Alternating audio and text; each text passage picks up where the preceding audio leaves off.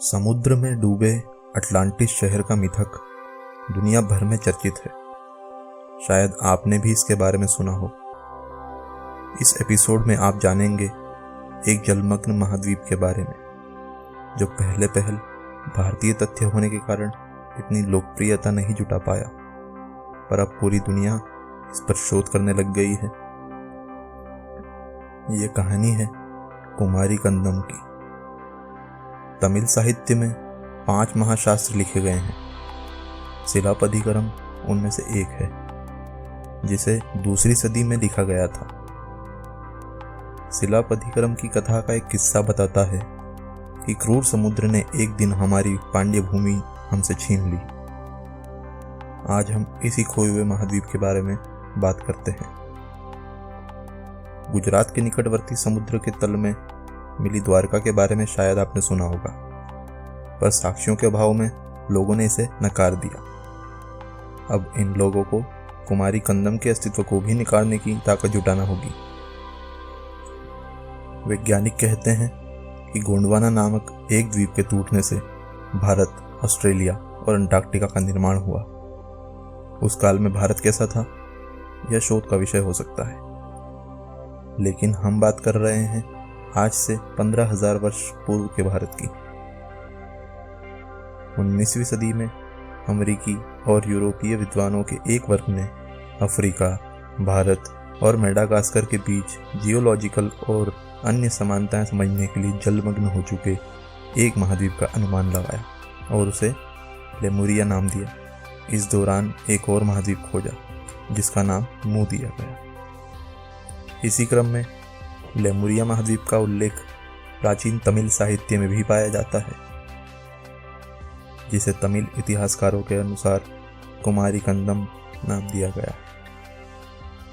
कुमारी कंदम आज के भारत के दक्षिण में स्थित हिंद महासागर में एक खो चुकी तमिल सभ्यता की प्राचीनता को दर्शाता है। इसे कुमारी नाडु भी कहा जाता है।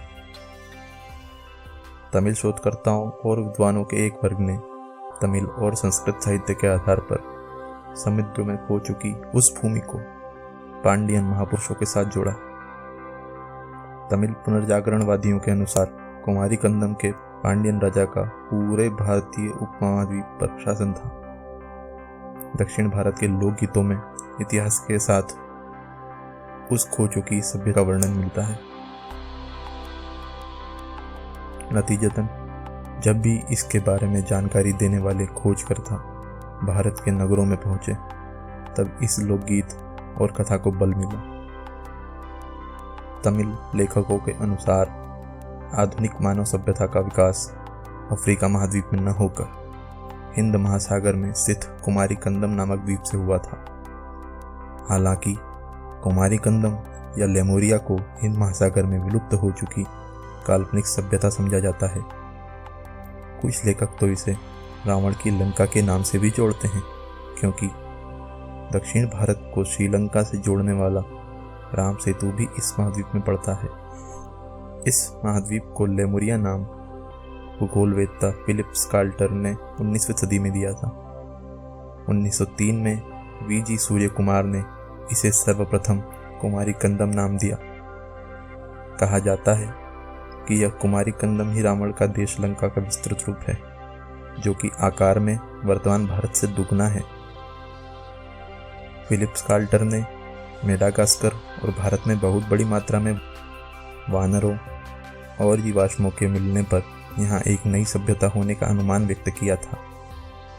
उन्होंने इस विषय पर एक किताब भी लिखी, जिसका नाम द मैमल्स ऑफ मेडागास्कर था, जो कि 1864 में प्रकाशित हुई थी।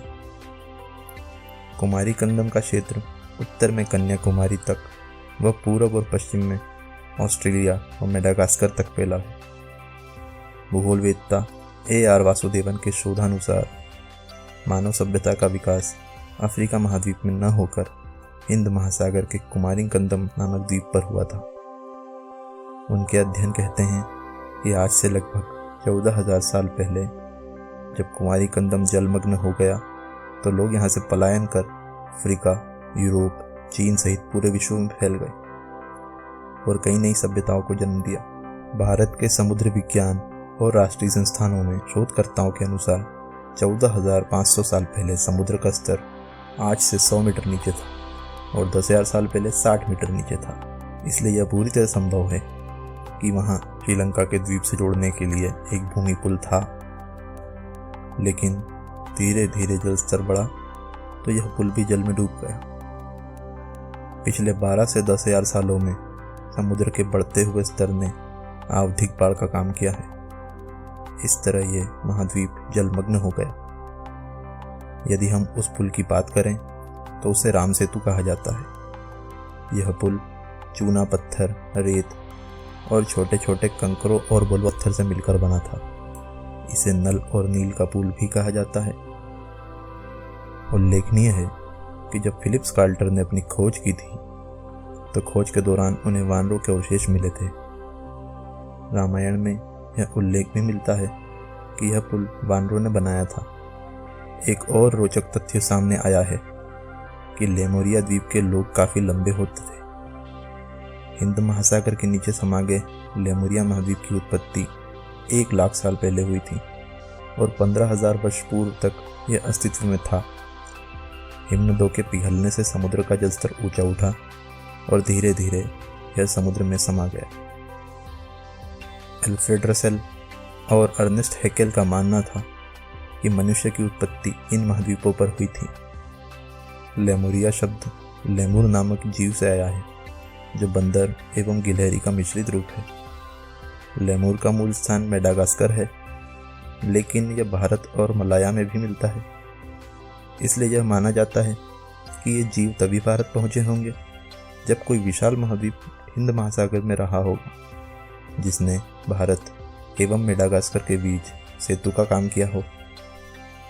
वैज्ञानिक मानते हैं कि भारतीय उपमहाद्वीप में किसी नरमानव की उत्पत्ति नहीं हुई। अतः जितनी भी जातियां वर्तमान में भारत की धरती पर जीवित हैं या लुप्त हो चुकी है, उनका मूल स्थान कहीं न कहीं वर्तमान भारत से बाहर है। रॉय ने दक्षिण अफ्रीका एवं दक्षिण भारत के बीच एक लेमुरिया द्वीप की कल्पना की है जो अब जलमग्न हो चुका है। उन्होंने संभावना व्यक्त की है मुंडा जाति लेमुरिया द्वीप से होती भारत आई थी।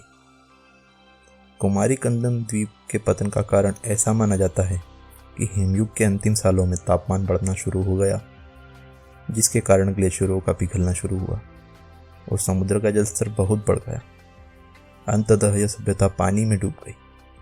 तमिल लेखकों के अनुसार जब कुमारी कंदम जलमग्न हुआ तो उसका 7,000 मील का क्षेत्र उन 50 टुकड़ों में बढ़ गया था। इस प्रकार यह महाद्वीप हिमयुग के अंत में जब समुद्र में डूबा तो लोगों ने अलग अलग जगहों पर शरण ली और पूरी दुनिया में कई नई सभ्यताओं का विकास हुआ।